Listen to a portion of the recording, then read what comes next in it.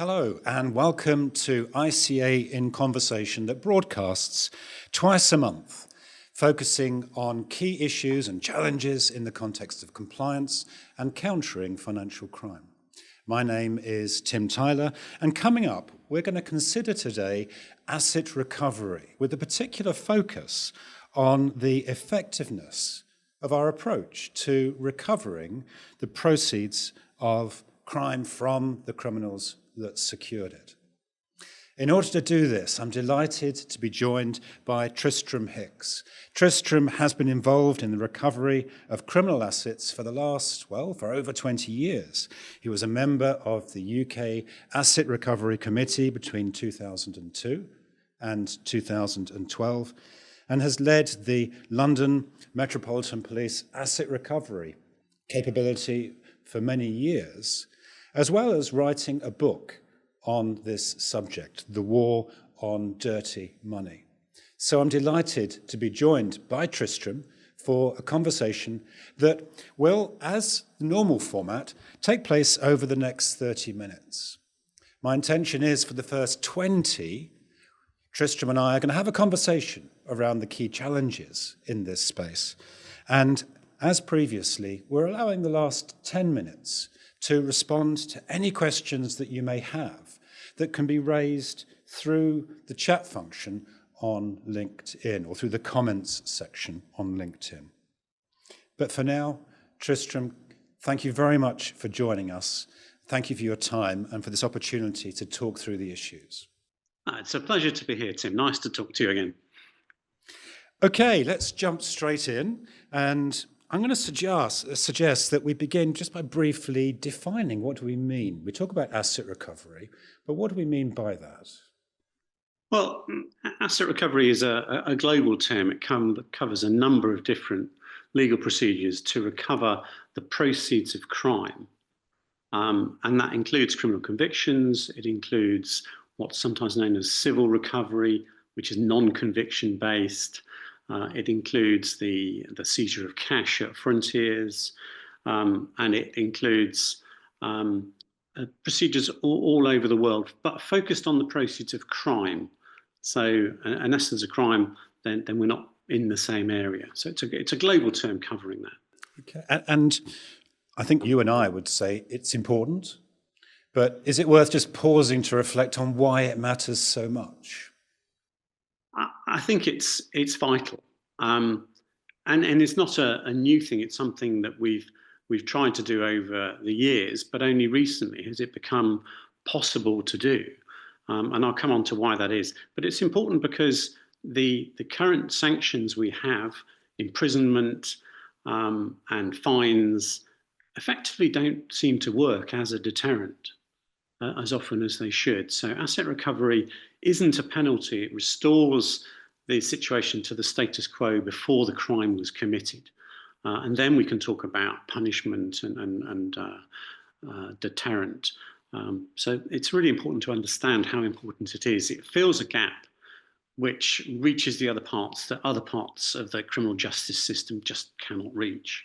Yeah, and my experience, can I say, and you and I have a shared interest in asset recovery. Of course, I led within what's now the National Crime Agency for this function for a number of years.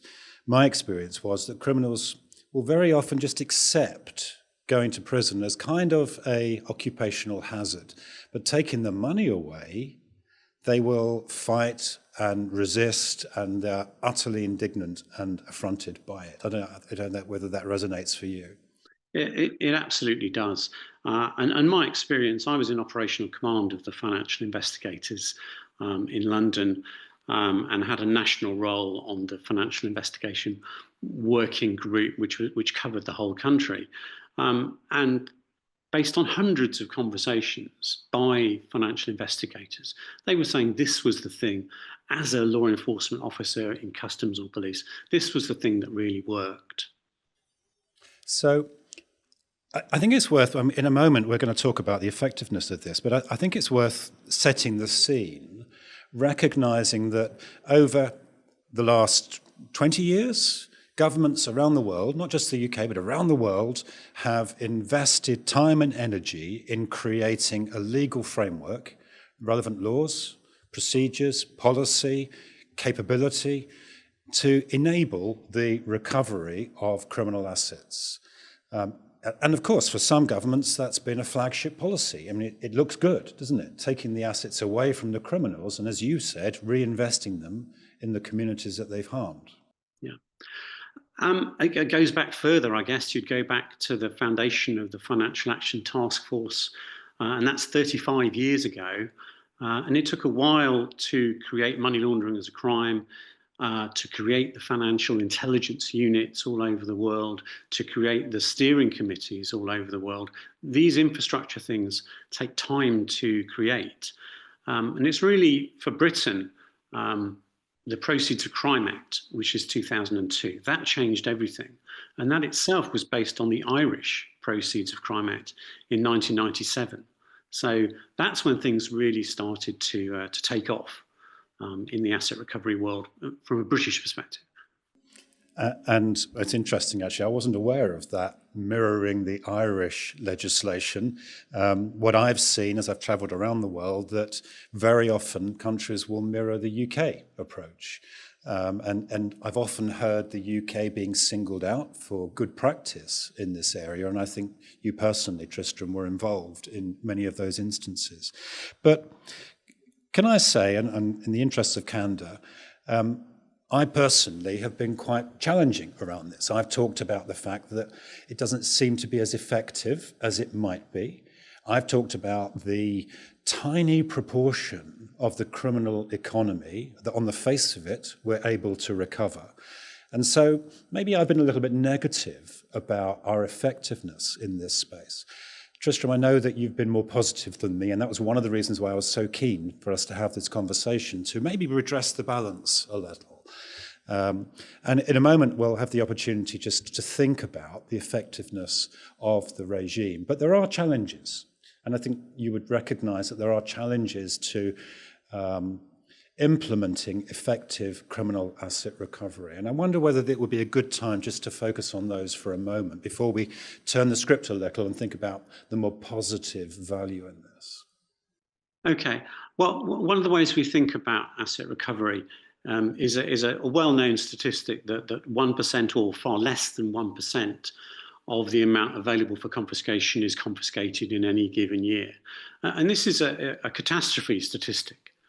It's designed to make you think that there's a catastrophe going on and we ought to do something about it. But unfortunately, it's so catastrophic. You think, well, what can we do? Even if we doubled the resource, does that mean we just get to 2%? So it's not a helpful statistic. It doesn't tell us about what's actually in the in tray. And criminals work on a risk-based approach. They are doing a calculation about what risk to take and the risk that of being caught and the risk of being financially investigated. So that's what we should focus on.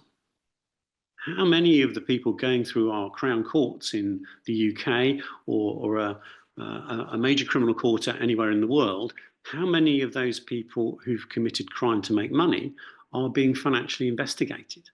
Now, in the UK, that percentage is pretty high, but it's not one that we use officially. We haven't really worked it out. So we're not using the risk-based approach that the criminals use, and we really should think more like them. So what you're describing is we are trying to create a hostile environment for criminals to operate in. We're trying to put pressure on them to limit and reduce their activities, as well as taking some of the incentives from the crime that they're committing.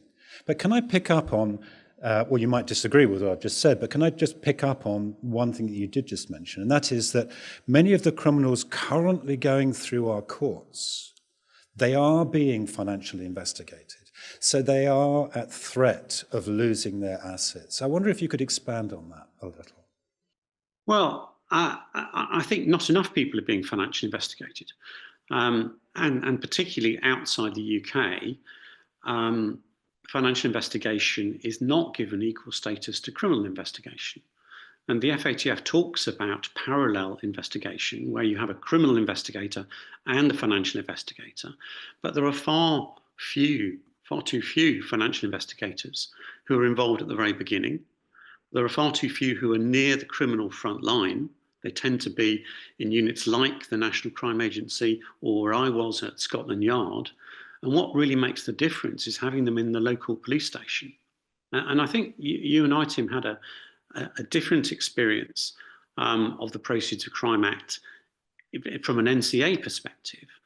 Because for me, when we talk about suspicious activity reports, and I developed SARS from scratch to take out serious organised criminals, and that's time-consuming, difficult, skillful work. Not many people can do it, and the resources are quite intense. But far more SARS were used to link to existing criminal investigations, where the criminal was already being investigated. They already had the evidence and intelligence. And then suddenly the money side comes in, and it changes from being an interesting case to being a compelling case that also takes the assets away in a convincing way. Can I just flesh that out then, just to give some substance to what you've described? So I may be a local detective dealing with drugs crime on a division in a police force anywhere in the world, but let's say for the UK. What you've described is maybe a financial institution, a bank or something similar, who has that criminal as a customer, unaware, not aware of our investigation. We're two running independent of each other, but they see activity on the accounts that gives them concern, that gives them suspicion. They report that suspicion, which they're obliged to do, to the National FIU, and then that feeds to me as a local detective, offering me a very rich intelligence source about my target. Is that, just to give some substance to what you're describing? That, of course, can be invaluable. Yes, and I'd go a bit further. The example I use in the book, which could happen anywhere in the world, is where there is an investigation, a criminal investigation into a drug dealer who's a very dangerous individual involved in drug debt enforcement. And I think we understand that means, threatening people, killing people, if necessary. These are dangerous people. So this is a real example, but it could be anywhere, where a person's been investigated for multiple homicides unsuccessfully because the witnesses were too afraid to speak. The forensic evidence wasn't quite there, but this person kept coming up again and again in criminal investigations. And then the financial information comes in, not about him, but about a friend of his, a lady, and she's busy buying buy-to-let premises. And she's working as a carer, so she doesn't have a salary that matches that. And therefore, there is a suspicious report because the financial details don't add up. But the local police know that these two people are connected. And suddenly you change from a working struggle to convict this person, who was in fact convicted of money laundering and sent to prison for money laundering, as was she. And that kind of scenario is kind of every day in the police environment. And that's how it fits together.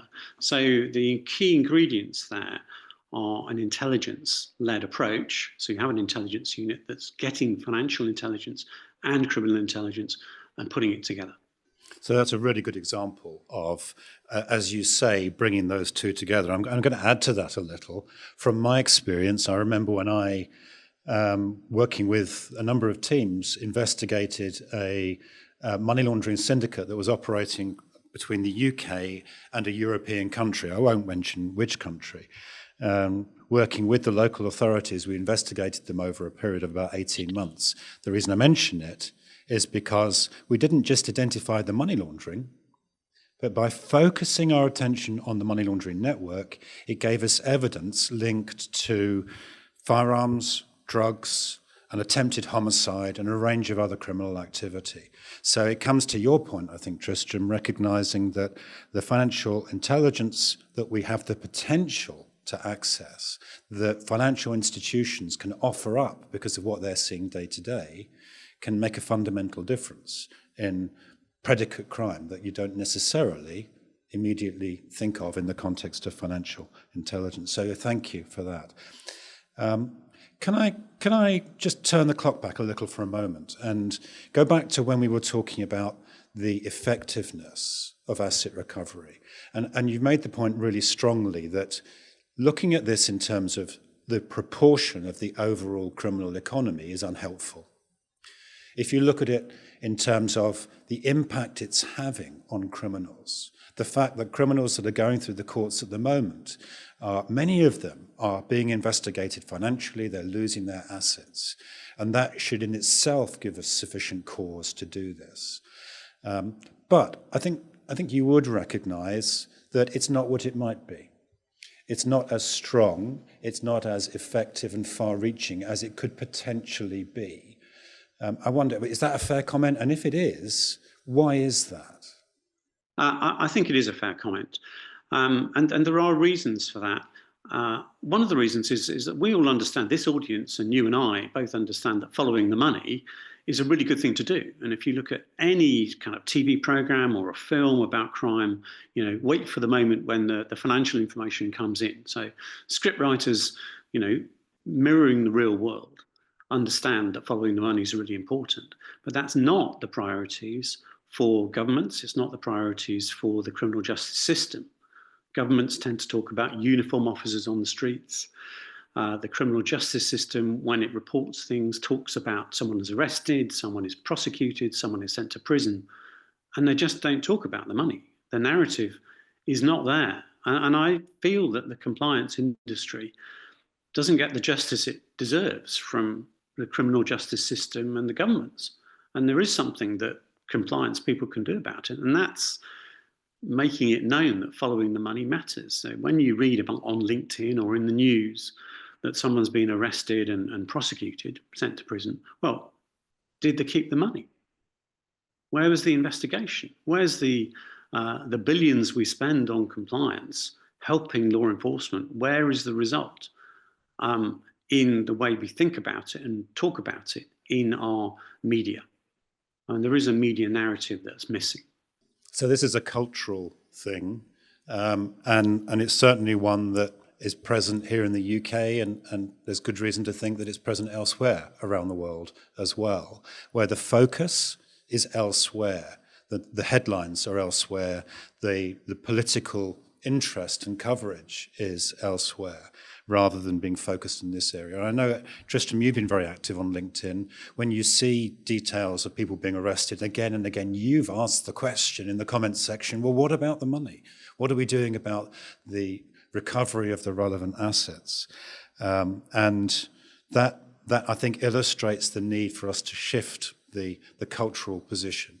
How are we going to do that then? Well, I know that's a difficult question, and we're coming up towards the end of our 20 minutes, so I'd encourage anyone that is joining us live to raise any questions that you may have. I've got one or two questions already, but before we come to those, where do we go from here, Tristram? Well, I think we learned something when the Proceeds of Crime Act came in, and the UK was highly unusual in having a Proceeds of Crime Act steering committee. And I was a member of that for actually 10 years. We put in place things to implement the Act, which is actually quite unusual. It was a multi-agency national committee focused on the proceeds of crime. And most countries, and the UK now, have steering committees and governance, which is based on economic crime, perhaps, or serious organised crime, or just crime. And actually, no one's actually focusing on the proceeds of crime. So that governance that used to be there, that took us from zero, or practically zero, to 10, 20 times the amount of asset recovery. Just giving a stat to give some context in the UK, 10 years before the Proceeds of Crime Act, we recovered £100 million, all agencies, over a 10-year period. In the 10-year period after that, it was 1.3 billion. And that is obviously 13 times more.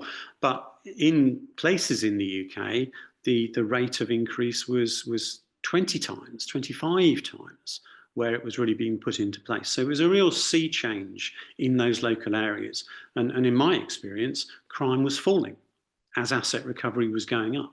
What we lack is some academic research to really focus on the topic of, does any of this really work? Does crime pay? Does asset recovery work? These are questions which academics have not sought to answer. And before we come to those questions, I think it's worth just summarising the many reasons for this. Even before we come to any potential academic work, I think we do recognise that it acts as a disincentive in the way that you described. I think we can also say that in taking away criminal assets, it removes funds from a business cycle that could be reinvested in future crime. It removes negative role models from our communities. So those individuals within certain communities that have a reputation for being criminals and live a lavish lifestyle, if we're able to diminish that, then of course we are sending a positive message to those communities. And it's a compelling message to reinvest funds that have come from crime in the communities that have been hurt. So there are many good reasons for doing this, but I agree, there isn't the academic research to underpin this kind of thinking that we've been talking about. But we've got a few questions, Tristram. Can I bring those to you now? I'm very grateful to you and Grant, and separately to Mr. Yassar, who both ask about your views, in particular around asset recovery in the digital world, and in particular around cryptocurrencies. Well, the crypto environment has changed how we can seize assets. And it is critical to understand here, when we're talking about asset recovery, what you recover is what you seize or freeze in the first place. So the ability to seize cash in the old days needs to be mirrored by the ability to seize crypto in the current age. And there are private companies and there are public sector abilities to do that. And the law, I think, is catching up pretty well with the ability to freeze crypto assets. So whilst the law is only going to respond to the circumstances that it finds itself in, I think it's responded pretty well. And I think we can all think of private companies that are doing very well in helping the public sector to achieve that kind of nimble ability to seize assets in the first place. But you do need to have a financial investigator to direct the activity. And that's a piece that is missing from the game. So can I just pause there then? We've talked about financial investigators a number of times. What do you mean by that term? Well, in the UK, uniquely, the Proceeds of Crime Act created the accredited financial investigator. So everybody from all agencies, they're all trained to the same standard. It's centrally controlled. They have a central system to assist them with continuous professional development. And they only have that status while they're working in a public sector role in financial investigation. So it's a unique thing that really helps with interagency cooperation. And if there are any agencies around the world listening to this, that's one of the things that's missing. Agencies tend to work in a siloed way. The accreditation system puts professionals talking to each other with the support of their agencies, but actually it's a professional conversation that's taking place at an operational level. It's really, really important, and the UK is the leader in that field. And of course, as well as having those skills and that network, there's also certain powers that financial investigators have, the ability to apply for court orders and the like, that aren't available to individuals that don't have that accreditation. That's right. And that's why you need to have AFIs in teams, because they need to support each other, and they can't just be on their own among criminal investigators, because the criminal investigators, can't cover for them when they're on holiday or when they're not there for some reason. So you need to have teams of AFIs working together. I'm smiling because that's not the model that I implemented when I was in the National Crime Agency. My focus was actually about embedding authorised or accredited financial investigators within organised crime teams, so that they were providing that day-to-day service and involved in the conversations. But of course it does leave a gap, as you say, when they're on leave or when they're swamped. So I guess there's an argument there to look at that in both ways. Yeah, we can both be right, Tim. We just need to have a team who are doing it. Yes, you're right. I'm sure you're right. So can I come to another question now and I'm grateful to Dipter Paul.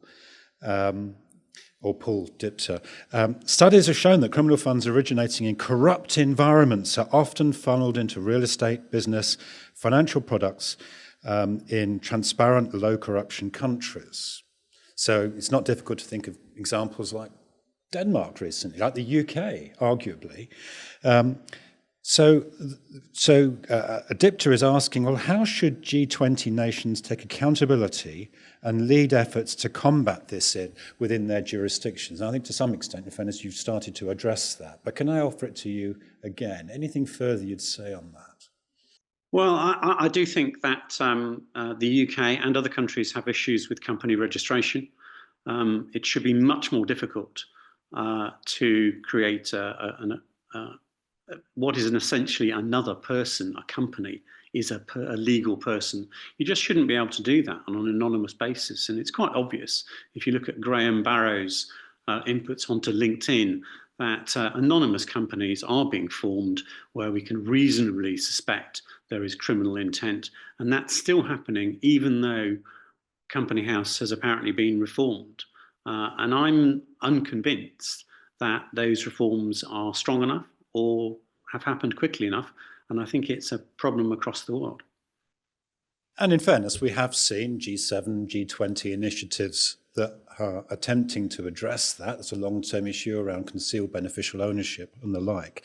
But I agree, unless we have some kind of capacity to investigate registrations, to follow up on them, which at the moment doesn't appear to be taking place, then it's hard to see that being effective. So there's some really interesting comments that have been made by a number of individuals. Juliet, thank you for your question around, well, how do we overcome the challenge? And I'd like to finish with a focus there. And Ruth, thank you for your observation around corporate transparency, which I think exactly mirrors Tristram, what you were just talking about. We're coming towards the end now. What I'd like to do is just finish with on 2 points. In a moment, I'd like to ask what compliance professionals can do to help. And again, Tristram, you have started to answer that, but I think it would just be useful to round off on that. Before we do, though, when we start to think about what we can do to make a difference and how we can address this challenge, you've talked about governance and incentivization to commit resources and effort in law enforcement, in the courts, to recover assets and to effectively financial investigate. So some of this is about governance. You've talked about the importance of culture, which links to that. You've talked about transparency, and I'm delighted that Ray Blake joins us, actually. And Ray, thank you for your observation around Companies House reform. Of course, Ray works quite closely with Graham Barrow, who you just mentioned, in this space. So that was another area that you've touched upon.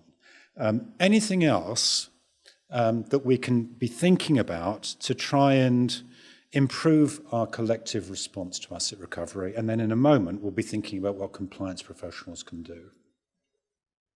I think one of the issues with the reforms that have taken place in the last decade or so in the UK is there's an emphasis on the regulatory side and an idea to make good people behave a bit better. When we talk about the failure to prevent offences, the author of those pieces of legislation was talking about making people behave better, but he was talking about good people behaving better and avoiding falling into money laundering risks inadvertently or by perhaps being a little too reckless and taking too much of a risk. But actually what I'm talking about is criminals, criminals forming companies, criminals committing crime. And we're not focusing on the criminal side in the right way. So the Companies House reforms, for example, were based on people forming companies which were outside the norm. And I'm thinking, well, how do you catch criminals? Well, the way we catch criminals is we form a squad and we go and arrest people. And we're not doing enough of that in relation to our day-to-day business. And there should be a much closer working and understanding of how law enforcement and criminal justice can help in the compliance world. Which I think offers a lovely segue to the last thing that we're going to touch on, which is what compliance professionals, perhaps many of those who joined us today around the world, are involved in one way or another in countering financial crime or in compliance, not necessarily within law enforcement. What message would you have to them, Tristram? And I think that we need a change in culture, and members of the compliance profession are members of the public. They have voices, they have professional voices, so they can give weight to an opinion that says, well, we need to follow the money. We need to know if someone went to court, did we recover the money? Where's the money from the incentive scheme in the UK going? How is it being spent in the local communities? Are we recycling the assets that we've recovered from criminals? And if so, how is that done? These are not transparent things. Even in the UK, they're not transparent. And in the rest of the world, the money goes into central treasuries. And really, if it was spent on incentive funds, then we could be in a better place. And that would help us give feedback to the compliance industry to help them do their jobs. But I think it's about changing narrative and changing culture. And that means getting on social media, talking to people you know, when you have encounters with government, encounters with agencies, saying, where's the money? What are you doing with the information that we're delivering to you? I mean, I said earlier, the compliance industry is not getting justice from the criminal justice sector or the government. Absolutely. And I think on that point, I think I'd add, if I may, to your observation that the compliance industry is spending literally billions of pounds in looking for suspicion, in reporting it to a certain extent, to a certain point, even investigating it internally before reporting it. And there's opportunity for governments, for law enforcement to do more in responding and dealing with that. But that, of course, is a wider narrative and something that we don't have time to discuss today. Tristram, thank you very much for your time for this discussion. I'm fascinated by it. I find it really useful to hear your perspective. Anything you'd like to say before we finish? No, well, just thanks for the opportunity, really. And I do think, to quote Marcus Player, who was the outgoing president of the Financial Action Task Force, what we now need to do in asset recovery is to focus on changing the culture. And that's part of this narrative that we've just had in the last half hour. Let's spread the word in the same kind of way. Okay, and on that note, thank you again, Tristram, and thank you for joining us this afternoon, this morning, of course, depending on where you are in the world. And I look forward to joining you again on the 2nd and 4th Wednesdays of every month. Thank you. Thanks very much.